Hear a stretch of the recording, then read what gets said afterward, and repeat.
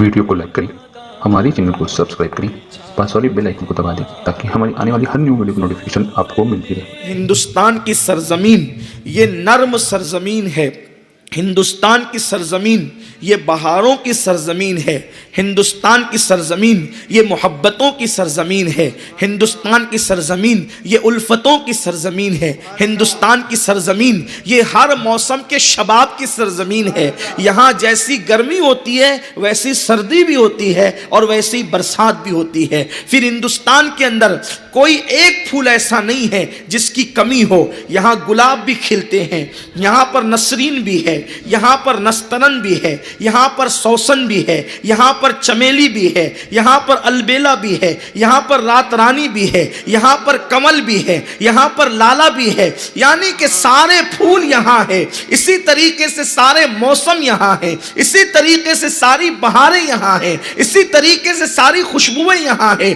اس زمین کی بڑی شان ہے، اس سے بڑھ کر اس زمین کی شان کیا ہو سکتی ہے کہ میرے آقا مصطفیٰ جان رحمت کو ٹھنڈی ٹھنڈی ہوائیں عاشقوں کی اگر کہیں سے پہنچی ہے۔ میرے علم میں، ناقص علم میں، بہت زیادہ پڑھا لکھا آدمی نہیں ہو، کسی زمین سے حضور علیہ السلام نے یہ بات نہیں فرمائی کسی زمین کے متعلق جو میرے ملک ہندوستان کے متعلق فرمائی۔ میرے آقا صلی اللہ علیہ وآلہ وسلم نے فرمایا مجھے ہند کی طرف سے، اپنے عاشقوں کی طرف سے ٹھنڈی ٹھنڈی ہوائیں آتی ہے، عشق والوں کی طرف سے ہوائیں آتی ہے۔ اسی کو ڈاکٹر اقبال وجد میں کہتے ہیں، میرے عرب کو آئی ٹھنڈی ہوا جہاں سے، میرا وطن وہی ہے، میرا وطن وہی ہے۔ یہ وہ وطن ہے،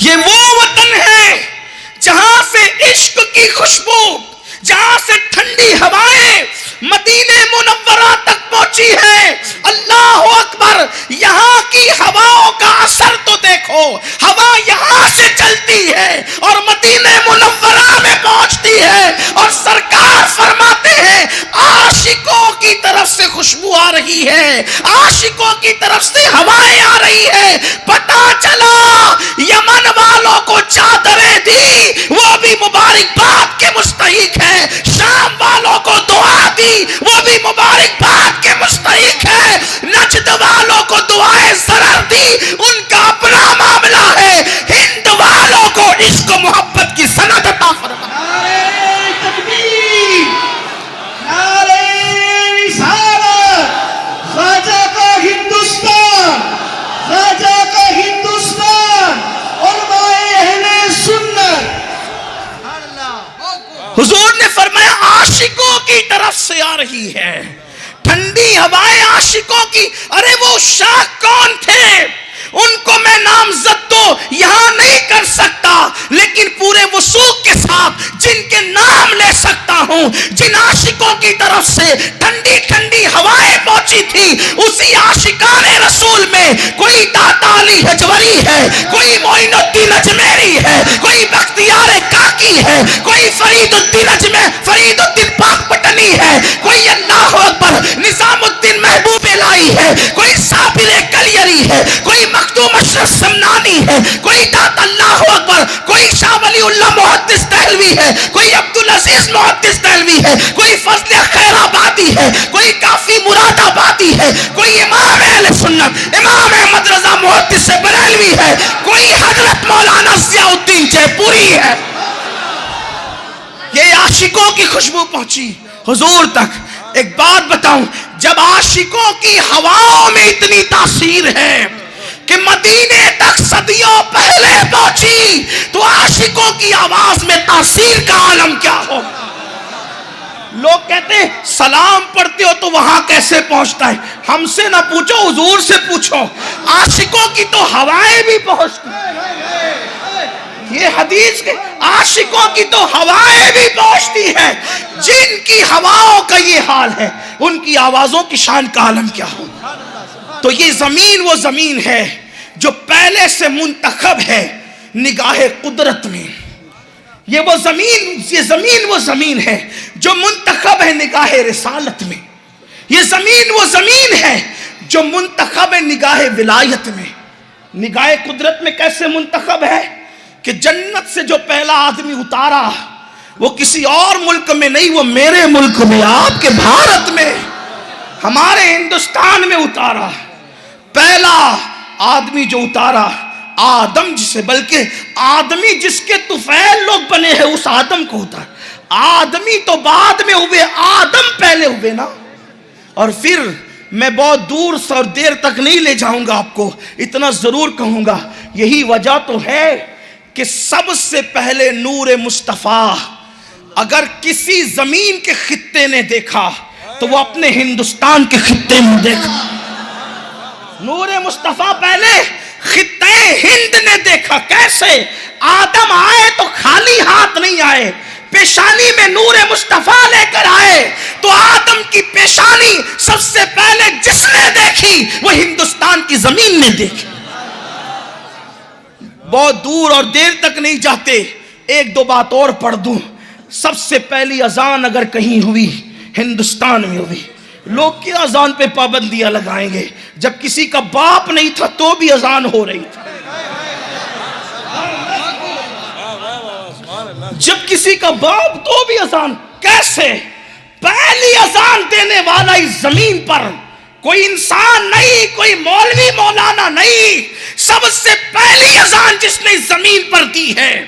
قربان جائیں ہند کی زمین کے اعزاز پر، اس کے مقدر پر پہلی اذان جس مؤذن نے یہاں دی ہے وہ ہے کون؟ اس کا سراغ لگاؤ کہ جب آدم زمین پہ آئے اندھیرا ہی اندھیرا تھا، تاریکی تاریکی، سناٹا سناٹا تھا، جنت میں اجالا تھا، جنت میں جو ہے وہ چہل پہل تھی، جنت میں بہاریں تھی، جنت میں باغ تھے، جنت میں خوشبو تھی، یا اندھیرا تاریکی، دل گھبرا رہا تھا۔ قدرت کا دریائے کرم جوش میں آیا، فرمایا جبریل جا آدم کے آدم کے قریب کھڑے رہ کر اذان دے تاکہ میرا آدم اذان سنے تو اس کو سکون مل جائے۔ آدم تھے ہند میں، جبریل آئے ہند میں، اور مصطفیٰ جان رحمت کا وہ نغمہ اشہد ان لا الہ الا اللہ اشہد ان محمد رسول اللہ سب سے پہلے اذان کی شکل میں اگر کہیں پہ گونجا ہے تو ہندوستان کی زمین پہ گونجا۔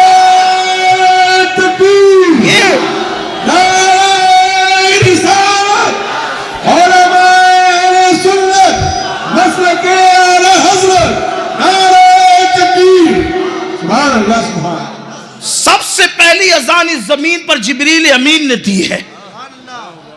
اذان کے کلمات بعد میں آئے، جبریل نے ہندوستان میں اذان پہلے دی، اور اذان کے کلمات کبھی نہیں بدلے۔ نبیوں کی شریعت بدلی، اذان کے کلمات نہیں بدلے، کیونکہ اذان صرف امت محمدیہ کی خصوصیت ہے۔ تو آدم علیہ السلام، جو بچوں کے کان میں اذان پڑھی جاتی ہے نا، تو دنیا میں آنے کے بعد اس لیے پڑھی جاتی ہے کہ آدم کے کان کے قریب بھی اذان پڑھی گئی تھی۔ یہ بات، ہاں، آدم کو بھی وحشت ہو رہی تھی اور آدمی کو بھی وحشت ہوتی ہے یہاں آ کر، تو ان کی وحشت بھی اذان سے دور ہوئی، اور ہر آنے والے کی وحشت اذان سے دور ہوتی ہے۔ اب بھی انسان تجھے عقل نہ آئے گی، تو وحشت زدہ کیوں ہے؟ اگر کوئی تیرے کان میں اذان پڑھے تو تجھے اتنا سکون ملتا ہے، اگر تو خود اذان پڑھے، نماز پڑھے، تو اللہ تیری وحشتوں کو کتنا دور فرمائے۔ اذان سے بھی دور ہو گئے، نماز سے بھی دور ہو گئے، اور پھر سب سے پہلی نماز بھی اسی ہند میں پڑھی گئی۔ اذان ہوئی، اجالا ہوا، آدم علیہ السلام نے شکرانے میں سجدہ کیا، پہلے سجدہ یہی کیا گیا۔ یہ زمین کوئی معمولی زمین، نگاہ قدرت کا انتخاب ہے ہند، نگاہ رسالت کا انتخاب ہے ہند۔ دور نہیں جاتے بلکہ قریب قریب رہتے ہیں تاکہ جلدی گفتگو ختم ہو۔ غریب نواز کہتے ہیں جب مجھ سے کہا ہند جاؤ، آپ نے بار بار سنا ہے، اس کی طرف میں صرف اشارہ کروں گا، واقعہ نہیں بتانا، میری سنی عوام بہت بار سن چکی، سب کو زبانی یاد ہے۔ ہندوستان جاؤ، میں نے کہا یا رسول اللہ میں نے کبھی ہندوستان گیا نہیں، اور پھر سرکار نے بھی کہا اس میں شہر اجمیر ہے، وہاں جاؤ۔ ہندوستان جاؤ، اجمیر جاؤ، اور اجمیر ہے کہاں؟ راجستھان میں۔ ہند بھی تھا، خصوصیت سے راجستھان بھی تھا، اور خصوصیت سے اجمیر مقدس بھی تھا۔ فرمایا جاؤ. غریب نواز نے یہ نہیں کہا حضور آپ کو تو دیوار کے پیچھے کی خبر نہیں, آپ کو ہند کیسے پتا؟ اس لیے کہ وہ معین الدین تھے, وہ معین الدین تھے. یہ 1857 کے بعد عقیدے بنے ہیں کہ دیوار کے پیچھے کی خبر نہیں, ورنہ صحابہ سے لے کر غریب نواز تک, اور اللہ کی عزت کی قسم غریب نواز سے امام مہدی تک بھی یہی عقیدہ رہے گا کہ نبی تو عرش پر چلنے والے قلم کی آواز کو بھی سن لیتے ہیں, لوح محفوظ پر چلنے والے قلم کی آواز کو بھی سن لیتے. سر آئینہ سنتے ہیں, پس دیوار سنتے ہیں. انہیں تو سب پتا ہے, آوازیں بعد میں نکلتی ہے, پہلے انہیں خبر ہوتی ہے. بلکہ وہ آواز ہی نہیں, خاموشی بھی سنتے ہیں. وہ تو خاموشی بھی, وہ کسی اور کا ڈالتا ہوگا نبی, جنہوں نے زبردستی کسی کا نام نبی رکھ دیا, وہ نہیں سن پاتا ہوگا. اپنا نبی تو پتھروں کی زبان بھی سمجھتے ہیں, درختوں کی زبان بھی سمجھتے ہیں, ہرنی کی زبان بھی سمجھتے ہیں. اسی لیے میرے امام کہتے ہیں اور بڑے مزے میں فرماتے ہیں, کہتے ہیں اپنے مولا کی ہے بس شان عظیم, جانور بھی کرے جن کی تعظیم, سنگ کرتے ہیں ادب سے تسلیم, پیڑ سجدے میں گرا کرتے ہیں. سرکار فرماتے اے علی, اے علی, اے علی, جب میں بچپنے میں 6 سال کی عمر میں اپنی امی کے ساتھ مدینہ آیا تھا جس کا پرانا نام یثرب ہے, تو اس وقت میں مدینے کی گلی سے آتا جاتا تھا. اس وقت جو پتھر مجھ پر درود پڑتا تھا میں ابھی تک اس کو پہچانتا ہوں. جو 6 سال کی عمر میں پتھر کی آواز بھی سنے اور پھر اس کو پہچانے بھی. پتا چلا حضور پہچانتے کس کو ہیں؟ پتھر درود پڑے تو اس کو بھی پہچانتے ہیں, اگر بشر درود پڑے تو اس کو کیوں نہ پہچانے. لوگ کہتے درود اتنا کیوں پڑھتے ہو؟ اس لیے پڑھتے ہیں کہ حجر پڑے تو اس کی پہچان بنتی ہے, بشر پڑے تو اس کی بھی پہچان بنے گی. اور مدینے بعد میں پہنچ کر کہا اس کو پہچانتا ہوں جو مجھ پہ درود پڑتا تھا, تو قیامت میں بھی کہیں گے ان کو پہچانتا ہوں جو دنیا میں مجھ پہ درود پڑا کرتے.